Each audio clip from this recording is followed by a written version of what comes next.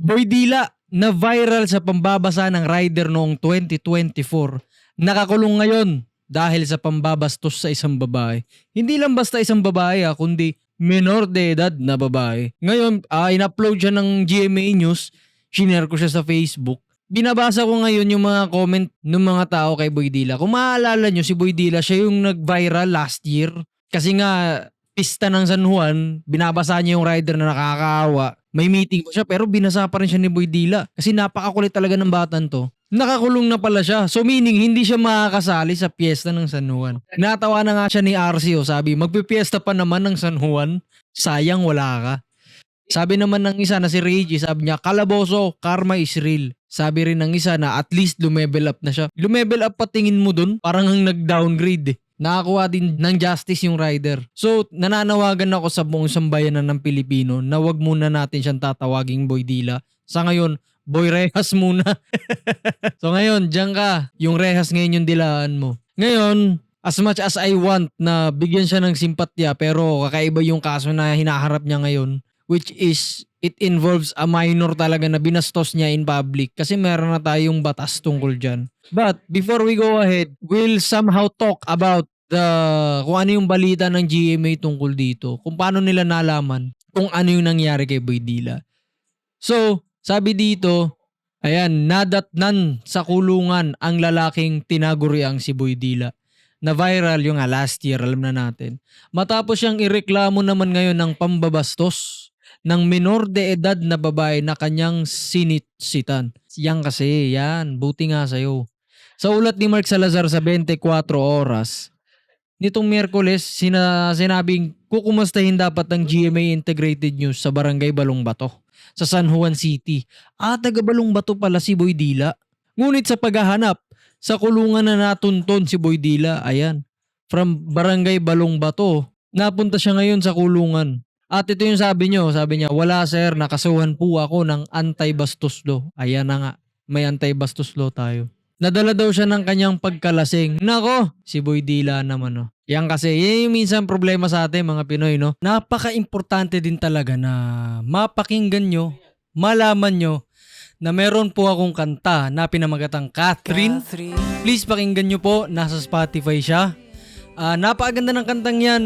Ako po ang may gawa, ako rin po yung kumanta, kaya sana pakinggan nyo naman.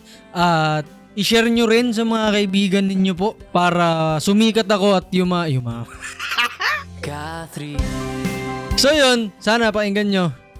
Tsaka pwede nyo rin siya kantahin sa minamahal nyo. Pwede nyo naman palitan yung pangalan ng Catherine to kung sino yung pangalan ng gusto nyong babae, kung sino man na natitipuhan nyo. So, yung link, i-comment ko po. Go. Pag nalalasing, ayan, tumataas yung self-confidence. Tsaka dapat pag nalasing, hindi dapat nilalagay sa utak yung epekto ng alak. Dapat sa tiyan. Diba? Pag nasobrahan, huwag ka naman mambastos dyan. Dapat sinusuka mo yan. So, titignan ko nga kung baka sinabi rito. Ayan. Ayun. Pinagbabawal na rin pala yung basaan sa Balongbato.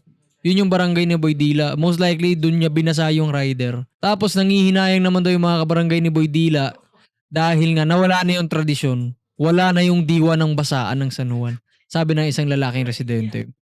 Tradisyon yun Batang paslit pa lang ako, may basaan Sabi ng isa pang lalaking residente. Well, sadly, even though we grew up in tradition, diba, ng mga bata pa tayo, may tradisyon tayo na nakasanayan sa ating barangay. Minsan kailangan talagang magkaroon ng mga pagbabago ng mga adjustment. Depende na lang sa kung ano yung mga nangyayari sa paligid natin. And minsan kailangan natin tanggapin kasi yung acceptance na yan, yung makakatulong sa atin para mag-grow. Kasi hindi na tayo mga bata. And speaking of bata, kung may mga bata na naglalakad dyan, huwag mo naman sitsitan, huwag mong bastusin. Kung ayaw mong matulad kay Boy Dila.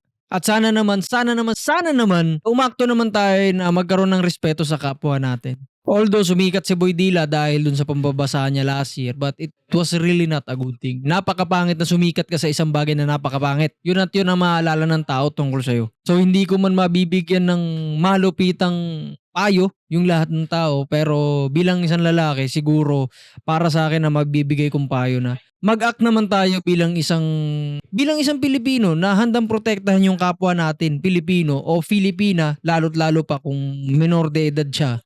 Dapat tayo'y maging isang ehemplo ng lipunan na maging ano talaga, maging isang example sa tingin ng mga bata na, "Uy, napakabait ni Boy Dila," gano'n. Eh, wala, kung ikaw yung pasimuno sa mga kalokohan ng barangay niyo, well, masasabihan ka talaga na deserve mo na makulong. And titingnan natin kung susundan ni GMA yung journey journey, kung susundan ni GMA yung kung anong etong kaso na hinaharap ni Boy Dila ngayon. But most likely magka sayang 'no? June 19 'no? Happy monthsary sa akin Bebe Loves, yan. So, ayan magkakaroon ng piyesta na wala si Boy Dila and most likely nakakalungkot yun para sa mga tropa ni Boy Dila. Pero nakuha na rin ni Ryder yung justice na gusto niyang makuha, na kailangan niyang makuha. So kayo, gusto kong malaman kung ano yung sentiments niyo rito. Gusto kong malaman kung ano yung maiko-comment nyo sa nangyaring ito kay Boy Dila. Sa tingin nyo ba deserve niya na makulong dahil sa paninitsit niya sa minor de edad? O dapat bang patawarin siya, ganyan, kasi lasing siya? Pero kung ako naman yung tatanungin nyo, ako talaga yung tatanungin nyo, well, unang-una, lasing ka, di ba? Lasing. Pag lasing ka, para sa akin, walang tunay na basehan na hindi mo alam yung ginagawa mo pag lasing ka. Hindi ako naniniwala dun. Aware na aware ako. Ako naman, pag gusto kong uminom, gusto ko lang uminom. I mean, kapag I'm celebrating something o masaya ako. Pag malungkot ako, wala ako sa mood, hindi ako umiinom. Kasi hindi ko talaga trip. Hindi ko talaga trip yun. Pag lasing ako, ganyan, I'm aware of my surroundings. Kumakanta pa nga ako. Hindi ko nakakalimutan yung mga lyrics. Kilalang kilala ko pa rin yung sarili ko. Alam na alam ko pa rin yung mga vocal techniques. Pero wag niyo akong pakakantahin.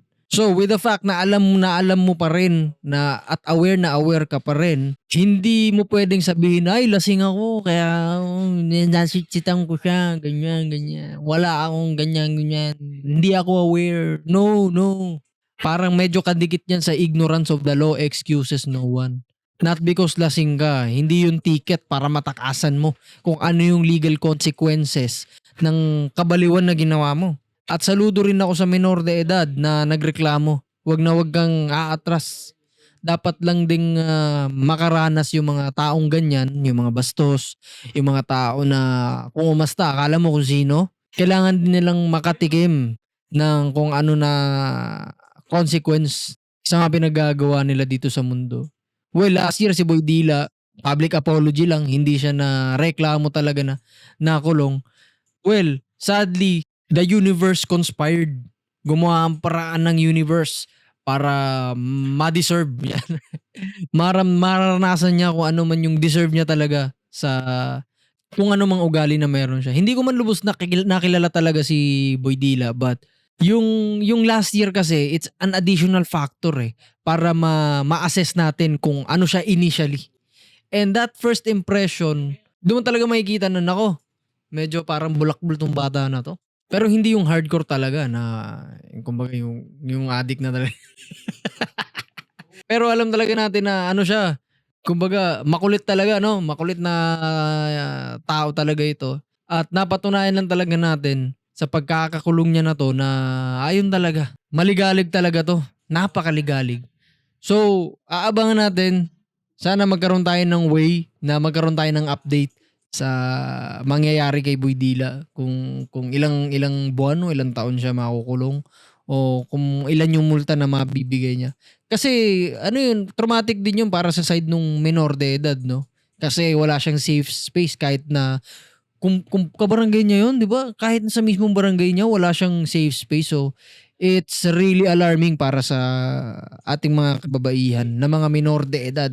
At hindi lang sa minor de edad, kung hindi sa mga adults na rin, sa mga legal age na rin.